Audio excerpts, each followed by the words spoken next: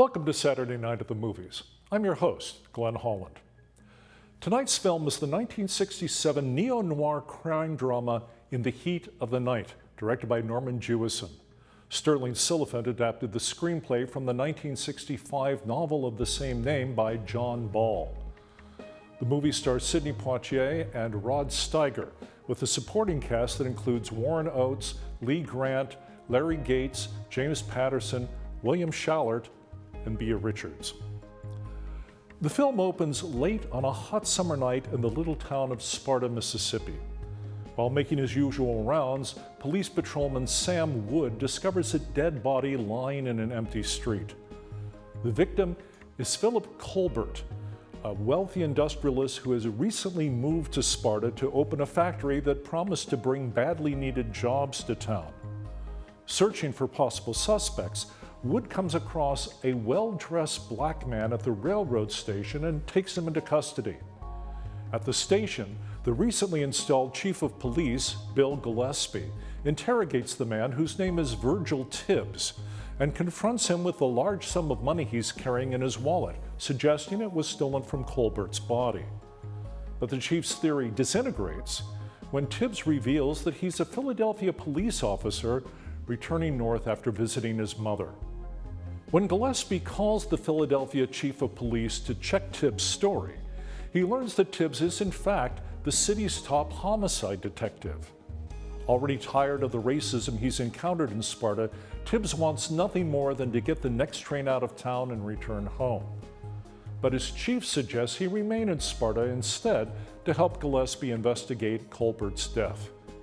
Neither Tibbs nor Gillespie is happy with the arrangement, but the two men begin to work together to solve the murder. As they do, they begin to gain some respect for each other's abilities and predicaments, even as events and the malignant racism of the town's residents threaten both the investigation and Virgil Tibbs himself. Norman Jewison is one of those directors who are known for making films that explore and expose various aspects of the American national psyche without themselves being Americans. Born in Toronto, Ontario on July 21, 1926, to a couple who ran a convenience store, Jewison served in the Royal Canadian Navy during the Second World War. After his discharge in 1945, he traveled in the American South where he saw the consequences of racial segregation firsthand. After graduating from Victoria College at the University of Toronto in 1949, Jewison became involved in television production, first in Britain, then back in Canada, and finally in the United States. Jewison's first work as a movie director came in 1962, helming 40 Pounds of Trouble, starring Tony Curtis and Suzanne Pleshette. The movie is now notable primarily for being the first film shot in part at Disneyland. Jewison directed two Doris Day comedies, The Thrill of It All with James Garner in 1963 and Send Me No Flowers with Rock Hudson in 1964. Jewison successfully expanded his range with the gambling drama The Cincinnati Kid, starring Steve McQueen in 1965. The next year, he made the Cold War paranoia comedy, The Russians Are Coming, The Russians Are Coming, that ended up being nominated for 4 Academy Awards, including Best Picture. With a string of cinematic successes under his belt, Jewison took on In the Heat of the Night for his next project. Jewison chose Haskell Wexler to be the film's cinematographer, although Wexler had never worked in color before. Born in Chicago in 1922, Wexler began his career shooting industrial films in the Midwest and later moved on to documentaries, including films portraying the civil rights struggle in the American South. Wexler won an Academy Award for Best Cinematography, Black and White, for Mike Nichols' 1966 film Who's Afraid of Virginia Woolf, starring Elizabeth Taylor and Richard Burton. While working on In the Heat of the Night, Wexler designed the lighting to properly photograph Sidney Poitier's dark skin. He was the first cinematographer to film in a way flattering to black actors in a color motion picture released by a major studio. Because of the success of his previous movie, The Russians Are Coming, The Russians Are Coming, Norman Jewison was allowed to shoot In the Heat of the Night on location rather than on a studio back lot. The difference may be seen in almost every shot. Haskell Wexler's textured, slightly faded color cinematography and the details of weathered buildings in a down-at-heels town add to the tension of the story and the malignant racism it portrays. But In the Heat of the Night was not shot in the Deep South. It was shot in the town of Sparta, Illinois. The name of the Mississippi town in the novel was changed to Sparta to take advantage of local signage and storefronts. The decision to shoot most of the film in Illinois arose from Sidney Poitier's refusal to do location work in Mississippi, where he and Harry Belafonte had once almost been killed by a local branch of the Ku Klux Klan. When scenes showing Eric Endicott's home and plantation later required several days filming in Dyersburg, Tennessee, Poitier reportedly slept every night with a gun under his pillow. In the Heat of the Night drew praise from critics on its release in August of 1967. Bosley Crowther in the New York Times called it a film that has the look and sound of actuality and the pounding pulse of truth. In a review in Life magazine, Richard Schickel wrote, "Almost everything in this movie is good. The sharply drawn minor characters, the careful plotting, the wonderful rightness of each scene's setting, mood, and dialogue.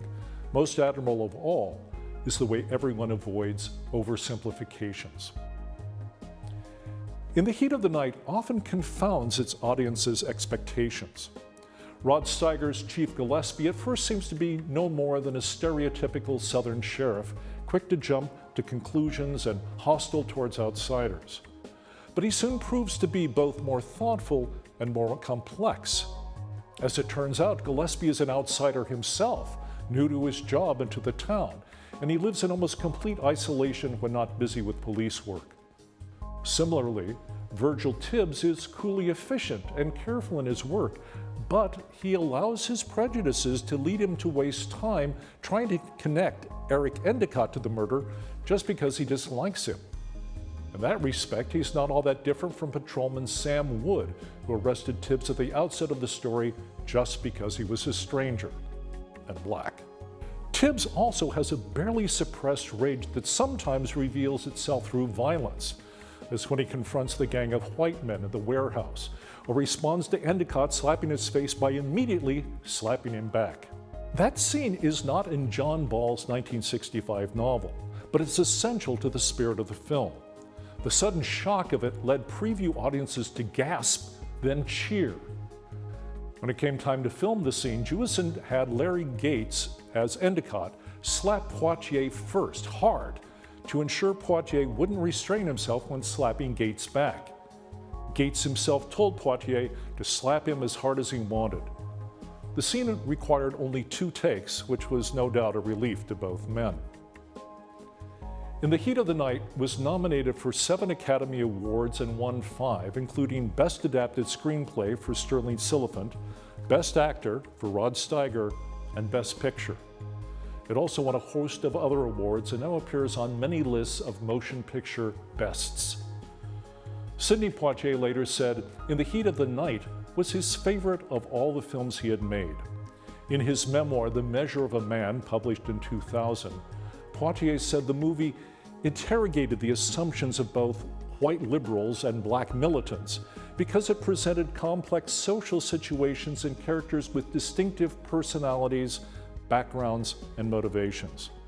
The story, he wrote, didn't come from unbridled rage any more than it came from polite submission. Progress then and now comes from the collision of powerful forces within the hearts of those who strive for it. Anger and charity, love and hate, pride and shame, broken down and reassembled in an igneous process that yields a fierce resolve. Please join us again next time for another Saturday Night at the Movies. I'm Glenn Holland. Good night.